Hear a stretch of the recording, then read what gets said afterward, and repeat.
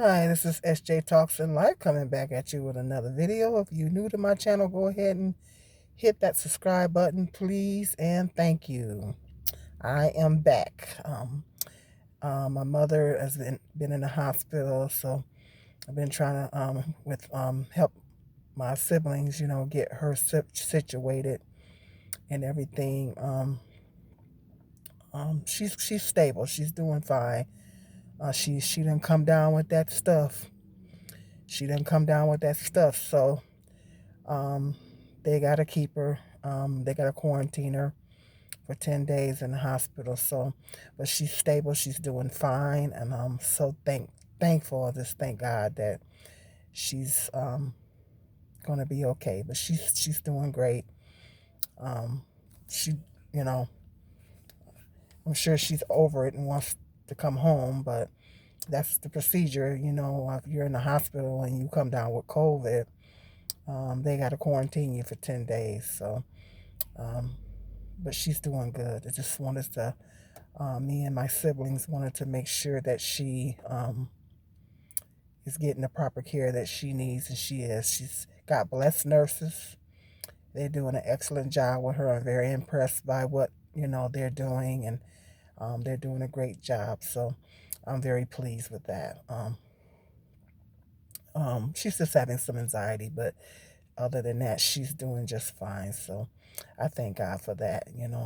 I just feel very, very blessed to still have my mother with me. That's a blessing. A lot of people can't say the same. So I just feel very blessed to still have my mother with me. So that's where I've been, guys. If you looked at my community tab, I did post it in my community tab, but not everybody didn't probably see my community tab, but I posted it over there in my community tab. So that's where I've been. But I'm back, and I don't know if you guys heard about the school shooting that happened in Nashville, Tennessee, at a Christian school. They said it was transgender, but I think it's a female. I'm a little confused about that because it says she's a transgender. I don't know if she was born a female and trying to transition into a male, or she was male transitioning into a female. I don't know. But this has to be the first school shooting in history where it was an actual female, because females usually don't be going off like that. Us females, are usually pretty good at, if us females, when we're upset and everything, we have the tendency to vent and cry and stuff like that. Usually us females are pretty good at releasing whatever we got going on. Men have the tendency to internalize, because men are socialized to, as boys, to don't cry, which is bad. We really have to change the way that we're socializing boys. But boys are usually taught to, be tough and be man and don't cry and all that kind of stuff. And so as a result, men have the tendency to internalize things. And when they internalize things and hold a lot of anger in and don't release it, then it's like a pressure cooker. Once you release it, you're gonna blow, and it doesn't. You don't ain't no telling. And they got some mental health issues going on. Ain't no telling, what they gonna do. So most mass shootings are done by males, and I think it's because of that. But has to be the first school shooting or mass shooting in history that it's ever been a female. Females typically don't do stuff like that. But I'm wondering if it's they said transgender, so I'm wondering if it's a female, a male was transitioning into a female, or I don't know if it was a female transitioning into a male, but I don't know. If you know, have more information about that, hit me up in that comment section and educate me. I don't know, but they said she looked like a female. They said it was a female. They said she's a female, but then they said transgender. So I don't know if which way that is. So if you can educate me in the comment section, I'm not trying to be funny, but if you can educate me in the comment section, go ahead. But yeah, They showed footage of she killed 3 children and 3 staff members, and the cops went in there and they showed, if you go online and everything and on YouTube, they're showing where they're going in. They released the body cam footage, and they're showing where they're going in, and they had to take her down. They had to take her down, and they're showing it where they're going in. And I think the cops did a really good job with that. I think they really, because one person is too many, but she could have shot a lot more people hadn't they got her in time. So it's just I'm over this. I don't know about you guys, but I'm over all these school shootings. I'm so tired of all these school shootings and things like this. I don't know. They need to do something about these gun laws here in America. When you look at the footage, she had one of those assault rifles. They need to ban the sale of those rifles in the United States. And then they're going to have to get down to, because they sell them on the streets and people can buy them on the streets. And they gotta get a special task force in place to crack down on the street sales of these guns. Well, you can order them online too, and I think that's the dilemma with that. You can order those guns online, because even if they ban them, people can still get them online. So how do you stop that? So that is hard, and that's a difficult situation. But they need to do a better job at securing these schools. Because my first initial thought was, why didn't they have the doors locked? But if you see the footage, you see where she shot the doors down. She shot through the doors and she got in like that way. So that's how she got in. She shot through the doors. So we gonna need to talk about some bulletproof doors and windows with these schools. At least bulletproof the doors. We're gonna have to talk about some bulletproof doors. Start putting bulletproof doors on these windows. Start putting security guards by the entrances of these schools. They're gonna have to start upping the security. They're gonna have to start having armed security in these schools. I hate to say that. I really, really hate to say that. But that's what it's coming down to. That's what it's coming down to.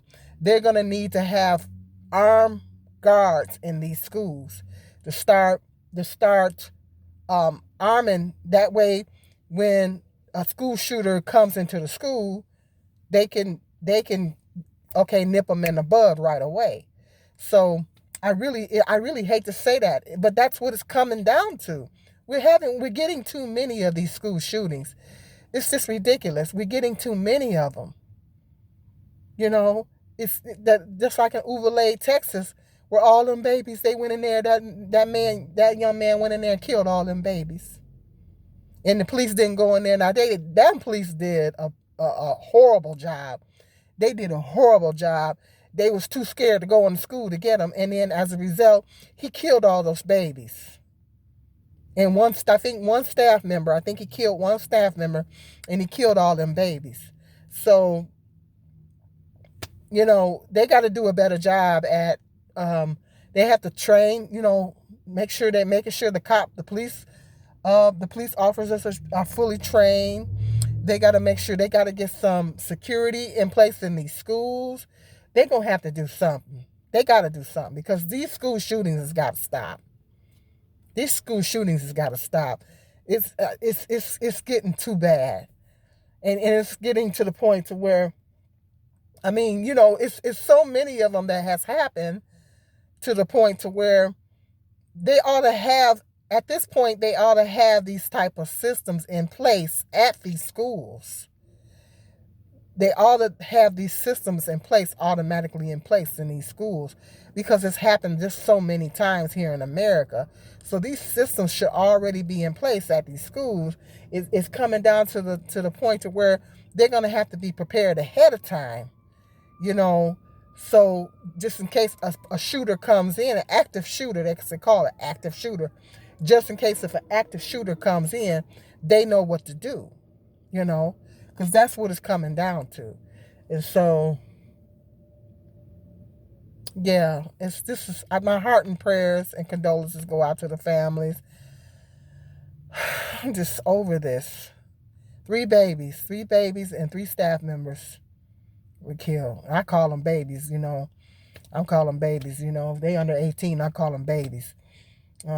It's just sad. It's just sad. It's just sad. It makes your heart sick and it breaks your heart. And this needs to stop. They need to take more measures, preventative measures, to keep these things from happening. But she was 28 years old, and she was a former student of the school. And that same thing in Uvalde, Texas, this young man was a former. Now, what's up with that? I don't know about you guys, but I don't understand what's up with that. What is up with these former students going back and shooting up the schools that they attended? I